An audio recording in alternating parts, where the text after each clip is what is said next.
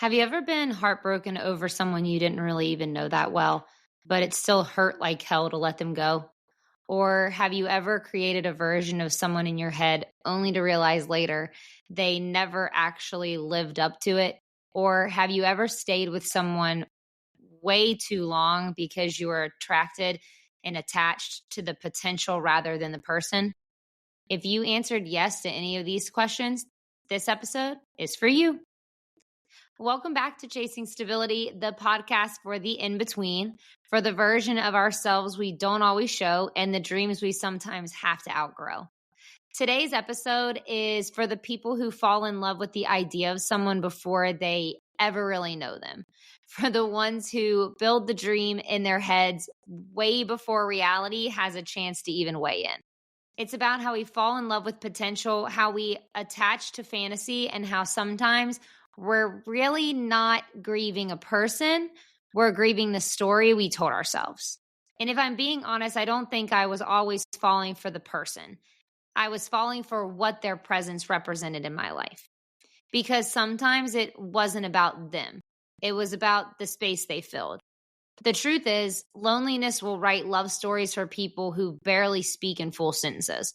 When you're in a season of craving connection, the bar can feel like it's just barely being seen. Someone compliments your playlist or remembers your coffee order, and it hits harder than it really ever should. Not because they're special, but because you've been so unseen that any effort feels like intimacy. That's what makes the fantasy feel real. It's not the person you're holding on to. It's the version of you that felt wanted when they showed up. Because sometimes it's not them we're in love with. It's the person we created out of hope, out of loneliness, out of what we wanted them to be. Maybe you've called it a special connection. My friend and I call it pretentious daydreaming. And if you're a lover girl like us, I know you've been there too. So let's talk about it, shall we? You know that moment when you meet someone and before they've even told you anything remotely important in their lives, you've already imagined what it could be like to do Sunday mornings with them and have this whole terrific life. Don't lie. I know you've done it. We all have. You projected kindness and maturity and maybe even emotional safety onto this guy you barely know because they smiled at you the right way. Maybe because they texted back how you like people to text you.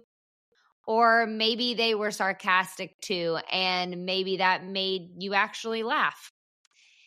It's like before we really know someone, we build them.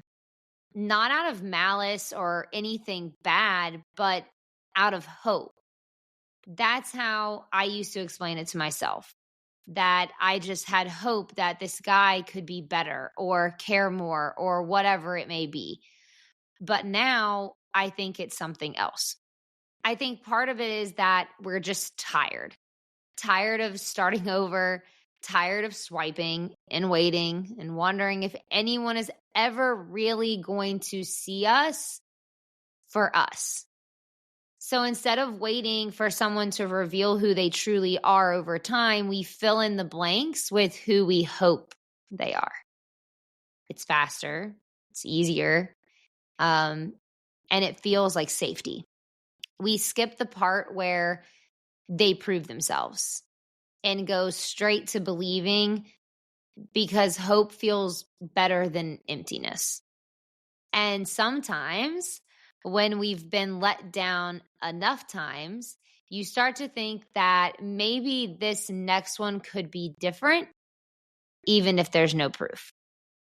And that right there, that's where the pretentious daydreaming begins. Not with them, with you. Wanting them to be real so badly, you believe the idea of them before they've even earned it. I think sometimes I used to confuse potential with proof. Hell, sometimes I know I still do. We get high off what could be, and we don't wait long enough to see what truly is. The last guy I dated was one of these stories. I met him, and in 5 minutes, I had convinced myself that he was made for me. I knew literally nothing about him, not even his name. But I remember calling my best friend that night and being like, oh my gosh, he's so dreamy. He's the one. Like, I'm going to date him. I can feel it. He's perfect, blah, blah, blah. The wildest part about everything I just said is that girls do this with our friends all the time. Be honest. How many times have you been in a group chat and someone in it is talking about a guy they barely know, and already you're talking about how they're in love with him and they act like they've been together for 4 years? As girls, we make it a joke. But let's be real for just a second, because you can't tell me that you don't mean it a little bit to some degree in the back of your mind. Oh my gosh, he likes Harry Potter. He's my soulmate. He said he's in therapy. I could marry him right now. We romanticize scraps laid and we call it flirting. Let's just name it for what it is. And even though it's hilarious and harmless most of the time, that mindset sneaks into the serious stuff without us even noticing. And before you know it, you're ignoring these huge red flags because he likes the same TV shows as you. It's funny until it's not. So once I finally did meet this guy, what I did learn only fueled the illusion. We had similar tastes and all that. The boxes were getting checked, but nothing of full actual substance was being shared. We ended up dating for 3 years. And when I tell you, when we broke up, I realized that I had created this person I loved and never could see the negative until after. It was like a mirror was shattered. Like every piece of bullshit that I had believed was astonishing.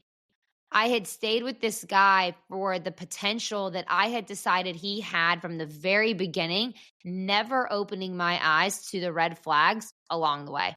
Pretentious daydreaming isn't always dramatic. Sometimes it's subtle. The way you read into a compliment or a like on an Instagram story, the way you turn a soft moment into a soft personality, the way you decide who they must be because of one thing they said that felt like fate. And that's when that imagined version of them, they become your anchor. So when the red flags do come up, like they did for me, we see them, but we choose to edit the story. The potential version gets more weight than the real ones right in front of us, showing us exactly who they are. You stay longer and excuse more because you're not reacting to who they are. You're reacting to who you thought they'd be. And here's the hard truth I had to learn the extremely messy way. You can't blame a partner for not meeting an expectation they never signed up for. If you fell for the version of them in your head, you have to take ownership for that. Maybe they were honest. Maybe they never promised you emotional safety or a long-term commitment or a real partnership, but you hoped for it anyway. You filled in the blanks with the version of them that fit your fairy tale. That's not a failure. It's human, but it's also something we have to learn from. Because if we don't, we just keep repeating it. We keep getting disappointed by people who never agreed to be what we imagined. You deserve a love that's real, not just romanticized, but you only get that by seeing someone as they are, not as you need them to be. And that's where the ache begins. Not because they changed, but because you finally started seeing them clearly. And it's a really strange ache that comes when the person we imagined starts to disappear. Not because they changed, but because you're finally seeing everything clearly. The rose-colored glasses are off, and it's like being smacked across the face. They're not the version of them who cares about you. It's the one who forgets to even buy you a birthday gift or a Valentine's Day gift, or hell, even forgets that either of the holidays exist. Or the one who only shows up when it's convenient for them or something they want to do. Or the one who starts to make you feel small for asking for more. But you don't walk away. Not yet. Why? Because the version in your head, he's still holding your hand. He could still show up, right? So you stay. Not for the person they're showing you, but for who they were never actually going to be. Trust me, I get it. This episode isn't being talked about and discussed because this is some rare thing and I've never experienced. It happens all the time. And I've been through it multiple times, especially in those relationships where you really think you love them and they're going to be the one. But there's this continuous knocking in the back of your mind that's constantly telling you it's not right. Let me explain how easy it is to be blinded by the potential. I remember in one relationship that I was in college, I was dating this guy and I watched a grown-ass man put a hole into my wall beside my face because he didn't like the fight we were having and couldn't control his anger. I convinced myself that the fight was intense and it was just a one-time thing and that we all get upset, blah, blah, blah, blah, blah. Because the version of him in my head was always cool, calm, collected, even under extreme, intense situations.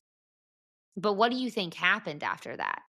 Do you think that it never happened again, or did it happen more and more often?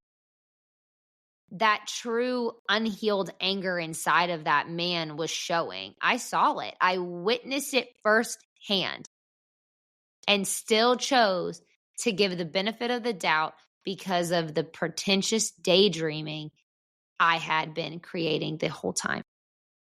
Eventually, reality will catch up to you. You cannot live in the daydream forever.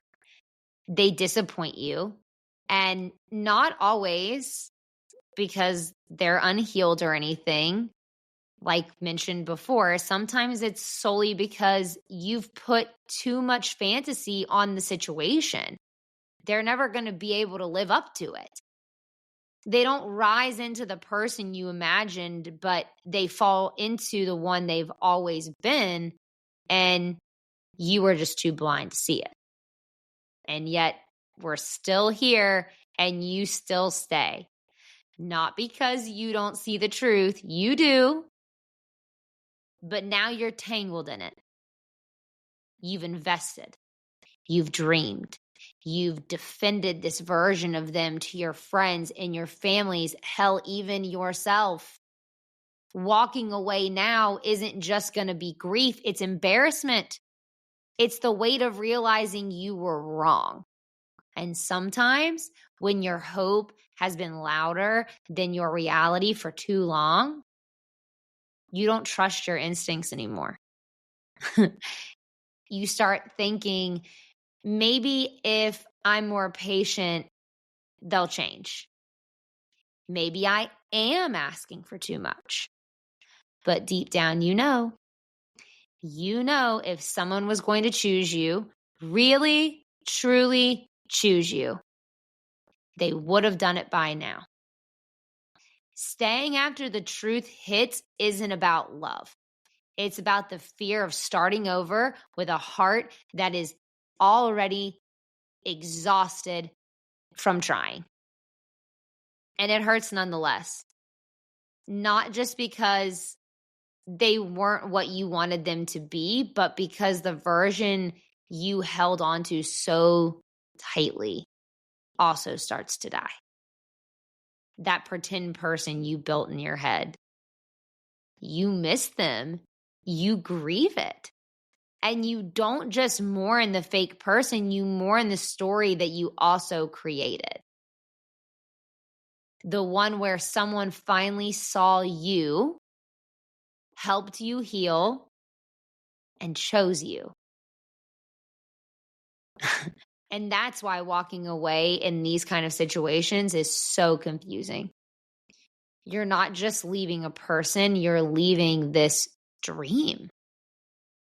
If you've ever had to walk away from one of these relationships that you had just completely built this false identity around, you know how hard it is to do so and how weird the feelings are as you're trying to navigate them, because you're not sure if you miss them or if you miss the person you created.